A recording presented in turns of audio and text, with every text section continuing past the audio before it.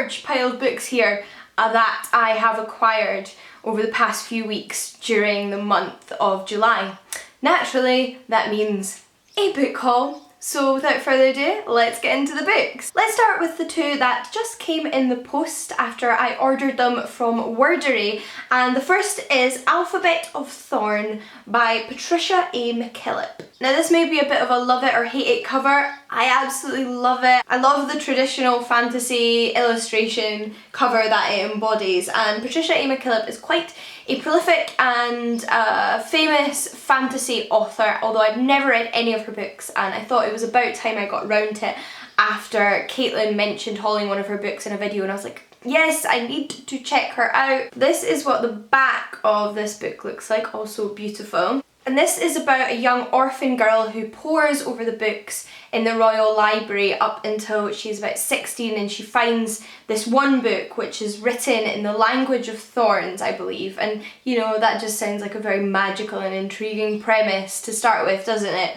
Books and magic, what more could you want? So hopefully I love this one. The next Wordery purchase is a little bit different though, as it's a non-fiction essay collection, and it is Angela Davis's Freedom is a Constant Struggle. This is a collection of essays that deals with different political struggles and movements and the overthrowing of unjust regimes. I know there's essays in here that deal with the apartheid in South Africa, to the events in Ferguson in North America, some events of which I know a little of, some which I don't really know much at all, so I'm interested to be exposed to some new topics. And Angela Davis is quite a famous feminist and black rights movement author, and she deals with like intersectional feminism as well as obviously a vast array of other political topics, so I'm excited to finally read some of her stuff. I was then sent a few books from Faber and Faber from quite an array of different genres, and the first three are little poetry pamphlets from their new Poets series, which is essentially little pamphlets that they publish. They are about £5 each with a selection of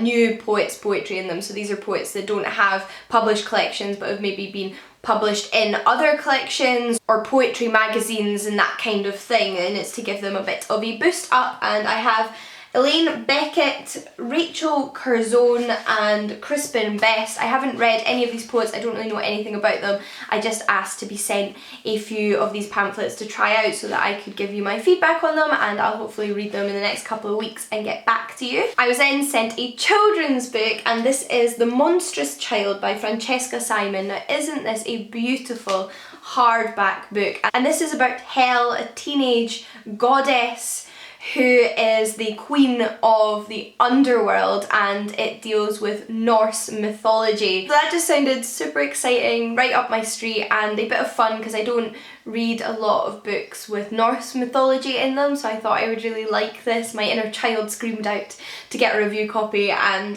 luckily Faber and Faber were kind enough to send me one. But like I mentioned, quite a diverse selection from Faber and Faber's catalogue, because the next book is non-fiction, and that is Another Day in the Death of America by Gary Young, and this is about gun crime in America, and it looks at the ridiculously high rate of youth and child deaths caused by guns in America, by the author selecting one random day in recent American history and looking at all of the child and youth deaths that occurred on that day, which comes to the grand total of 10 deaths in one day in the United States of America. I'm sure this is going to be incredibly harrowing, sad, but really powerful and important, and I really want to get to this one ASAP. I think Simon and I are going to buddy read this. The next book, which I've purchased for myself, I've actually already read, so you'll see me talk about it in more detail soon, and that is Foxhole by Ellen Wassenberg. This is a story of a cult or a commune. It's told from the perspective of our protagonist Green, who starts off the book around 4 or 5, something like that, and it's about her childhood as a part of this commune. It's very dark. There is child abuse in this story. They live a very secluded life. The children in particular don't really get a proper education. There's 3 children in this commune, and like I said, yeah, it's a very dark read. It's a very sad, forlorn read, but it's also very intriguing and well written read. It has got quite an interesting style of writing because it's written from the perspective of this child who has had a limited experience of the outside world, and because of that the language is limited but in moments quite beautiful. I did actually really enjoy this, gave it 4 out of 5 stars, but like I said, I'll talk about it more soon. The next book was sent to me by Vintage, and I have not read it yet, but my mum has read it in like the 2 weeks it's been sitting in our house, and that is Pepita by Vita Sackville-West. Although I can't give you my thoughts on this so far, I can tell you my mum really enjoyed it, but it is Vita Sackville-West recounting the history and story of her grandmother's life, Vita Sackville-West being a real person and her grandmother being a real person, so it's kind of a narrative tale of the real life of her grandmother, and they're quite a wealthy family with ties to royalty, I believe, and quite eccentric as well, and it sounds really interesting. And is this cover not absolutely beautiful? I then requested a collection of poetry from Serpent Books, and that is the Immigration Handbook, poems by Caroline Smith, and this is poetry all about refugees, asylum seekers, immigration, and the bureaucracy and struggles faced by those trying to emigrate to the UK, and about the violence and tragedy that faces those who are seeking asylum. And Caroline Smith is in fact an asylum caseworker, so she has direct experience of this process and has obviously transferred those feelings into some poetry. I've already read a couple and really enjoyed them, so I'm looking forward to reading the rest. The last 2 books I purchased myself, however, are Romy Futch by Julia Elliott, which I picked up on the recommendation of Mercedes from Mercy's Bookish Musings. This is one of her favourite books she's read so far this year, and that's pretty high commendation, so I had to pick it up because it also apparently plays a lot with Greek and Roman mythology. It's described on the back as a southern Gothic tale, and it follows an anti-hero, Romy Futch, who is in his mid-40s, divorced and is a taxidermist, and other than that I don't know a terrible amount about it. I remember Mercedes talking about it and her enthusiasm and it really sparking an interest in me, but I can't remember much details about the plot other than that, but I'm excited to get to this one. And then we have another book I've actually already read since purchasing, and that is The Geek, Feminist Revolution by Cameron Hurley. This is another collection of essays. Cameron Hurley is a sci-fi fantasy author. I haven't read any of her books yet, but I am super intrigued to do so after having read this. I haven't read any of her fiction books, that is, obviously. I really enjoyed this. I thought it was a very punchy, uplifting, invigorating collection.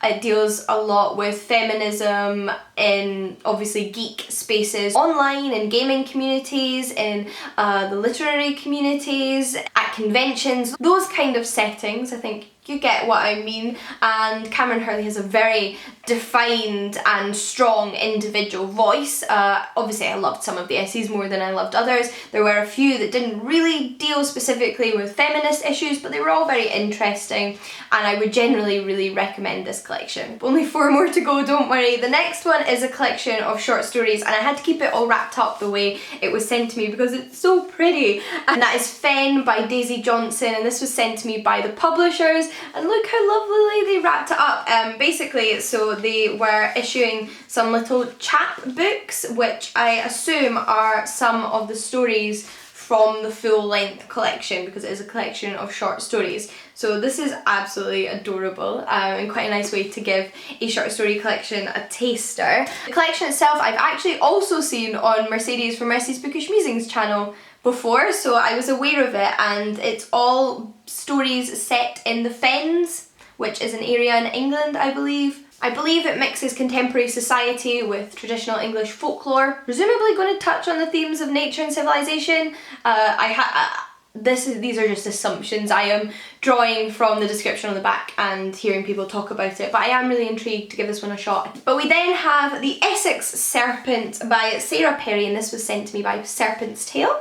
Conveniently titled publisher in this instance. And I jumped on the chance to receive a review copy of this when they got in contact with me, because I'd heard Simon over at Savage Reads talks about it and he absolutely adored it, so I was already very interested. And this is a historical novel. It sounds on the back to be a bit of a romance historical novel, and I know Simon mentioned maybe a bit of a mystery when he was describing it.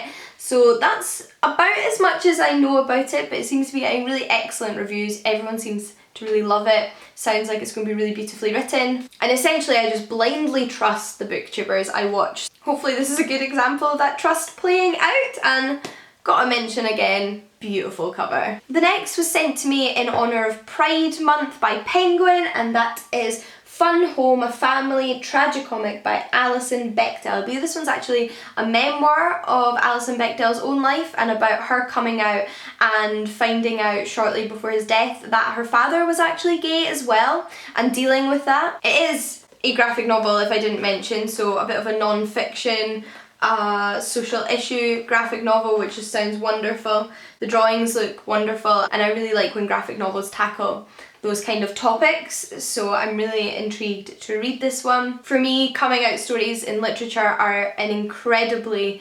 important topic to be explored, and I hope I can recommend this one to some of you once I am done with it. Last but certainly not least is The Muse by Jessie Burton. Yes, the author of The Miniaturist. This is her most recent novel, and I'm very pleased to hear that this one has had really amazing reviews, and as much as people like The Miniaturist, I know there was a bit of a mixed feeling towards it, whereas everyone seems to be saying this one's even better, so I'm really pleased to start with her work on this book. And this one is about the art scene, I believe. It follows a young woman in the 1960s who has gotten a job at an art gallery, and also follows a mysterious lost masterpiece. So yes, I'm going by, again, really positive reviews on this one, and I'm intrigued to read it. I was sent it by Pepita, who are the publisher, but those are all of the books I've received recently. Certainly plenty to be getting along with, although July is not over, and we all know what comes out on the final day of July. I'm not going to say it,